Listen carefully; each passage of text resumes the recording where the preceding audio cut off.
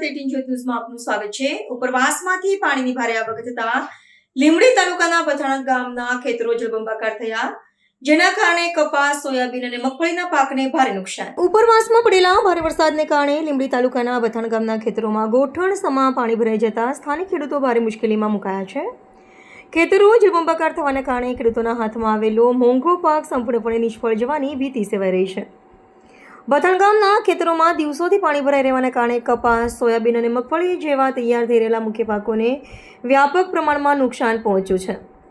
ચાલુ વર્ષે મોંઘા ભાવના બિયારણ, ખાતર અને વાવેતર પાછળ હજારો રૂપિયાનો તગડો ખર્ચ કર્યા બાદ આ કુદરતી આફતને કારણે આખો ખર્ચ માથે પડતા સ્થાનિક ખેડૂતો ગંભીર આર્થિક સંકટમાં સપડાયા છે।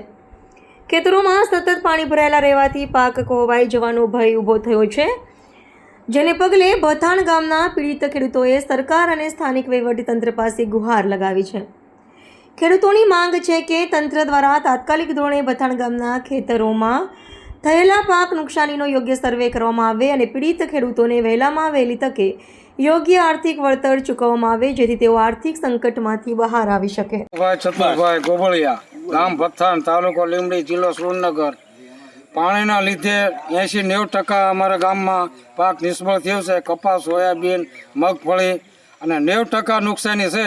તો સરકારશ્રીને વિનંતી છે કે બધાને પાક ધિરાણ બિયારણના વહેલી તકે સહાય કરે, એ વિનંતી છે। મારું નામ અબ્દુલભાઈ એમીજીભાઈ છે, ગામ બથાણ।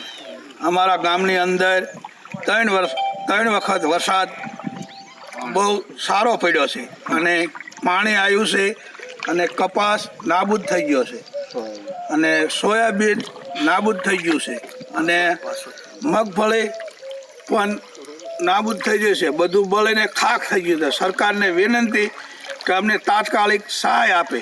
આવે કોઈ આનું કંઈ કરતું નથી। સરકારને વિનંતી છે કે આનું કંઈક તાત્કાલિક કરે।